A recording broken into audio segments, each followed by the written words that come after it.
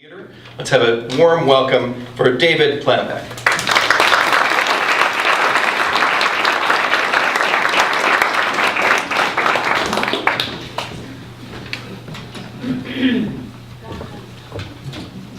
Thank you, Warren. You're welcome. I'd like to say that I've been an actor in one capacity or another since I was 19 years old. And absolutely nothing I've done has prepared me for this.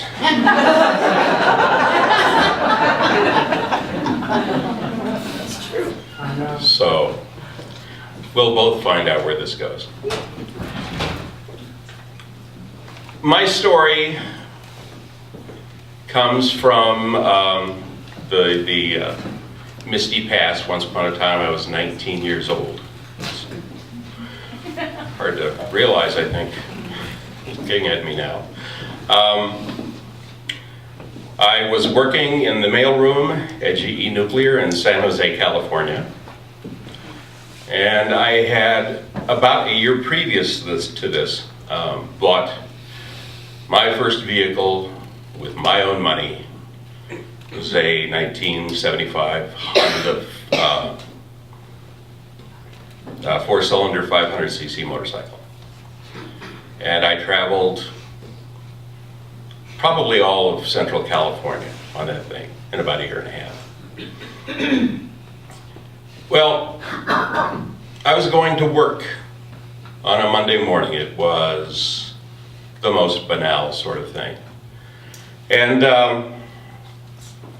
I lived in a trailer park in San Jose, California. It was no more than 10 minutes from where I worked. It was in an unincorporated part of Santa Clara County. It was right in the middle of the city, but they hadn't made it part of the city yet. So it was kind of like, well, it was unzoned for one thing. We had, let's see, the Santa Clara County Fairgrounds were occupied a good portion of the block to the north. And then there were a number of trailer parks. There were some corrals. Someone kept horses there.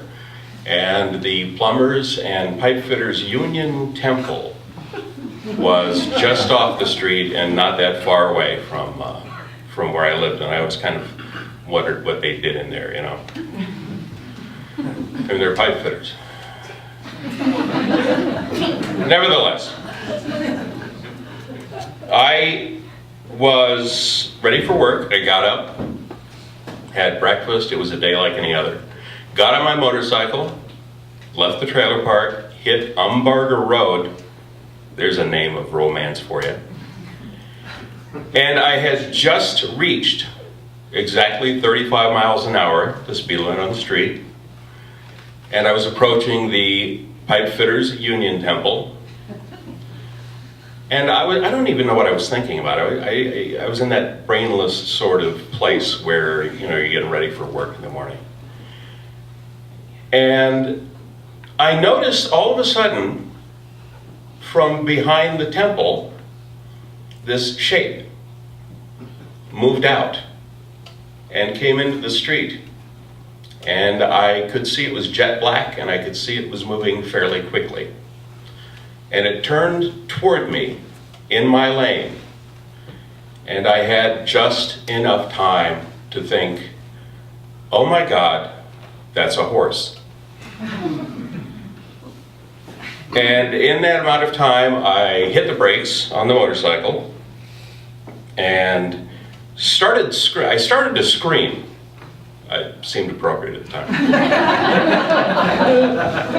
And I hit the horse right here on its right shoulder, right down its leg. The front wheel of the motorcycle hit right here.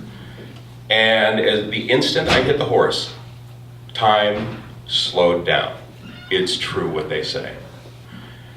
And the next few seconds are just burned into my memory as clear as the day it happened. I started to scream, but just as I hit the horse, I was thrown forward, the rear end of the motorcycle came up, and I was rocketed into the neck of the horse. So the scream turned into a kind of an extended and there was no more air in my lungs.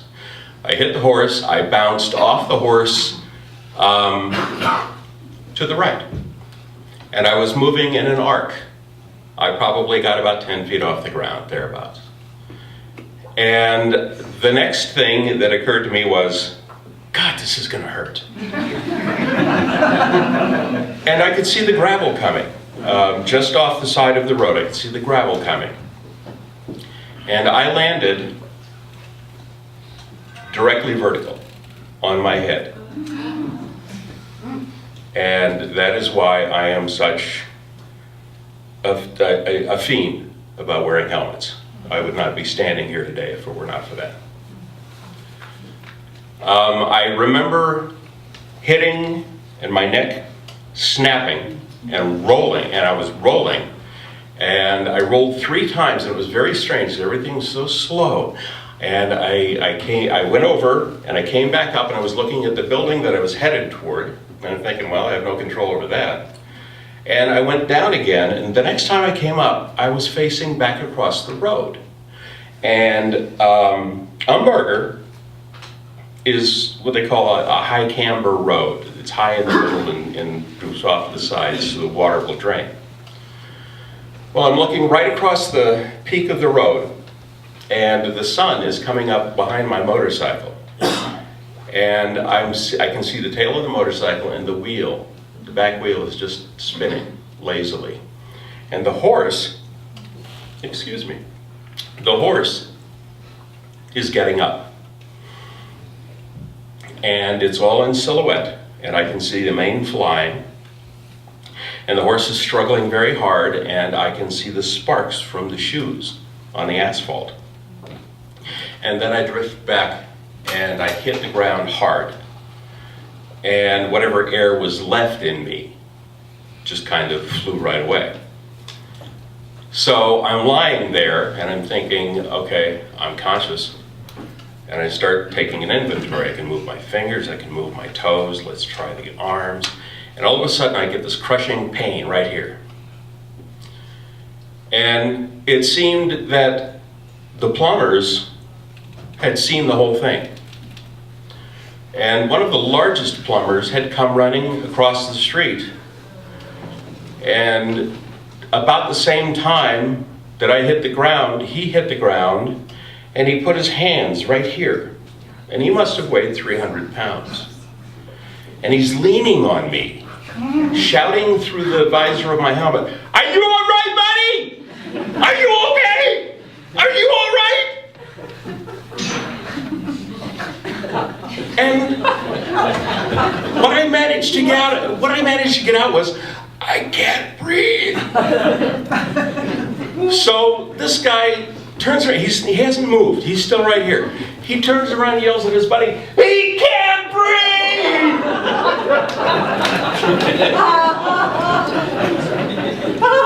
Right about then, I started getting a little bit of control back. So I hit him as hard as I possibly could. Right in the side of the head with my fist.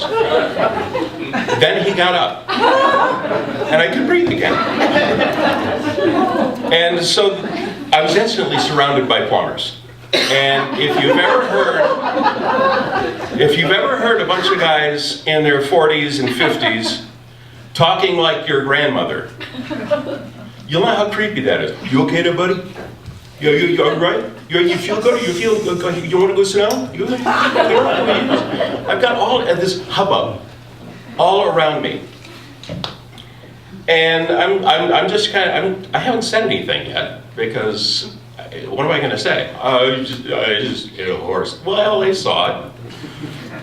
And we'll learn more about that in a minute. And really, wow. So the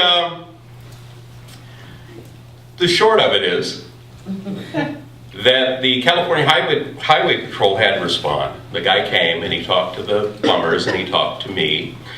And then he finally wrote up his report, and it turned out that that someone had come in the night and broken the locks on 3 of the corrals, and the horses were running loose. So the plumbers, when they got there in the morning, made a job of getting all the horses gathered up. Well, they couldn't get the black one. And the horse had to be destroyed. The farrier showed up not long after the CHP officer did. And so once they found out about that, then I had the plumbers around and go, hey, well, man, I'm sorry, I sure didn't mean to do this. And I'm not there. The officer came over and said, I've never had this happen before. But on hearing everything, the only way I can write down the cause of this accident is as an act of God.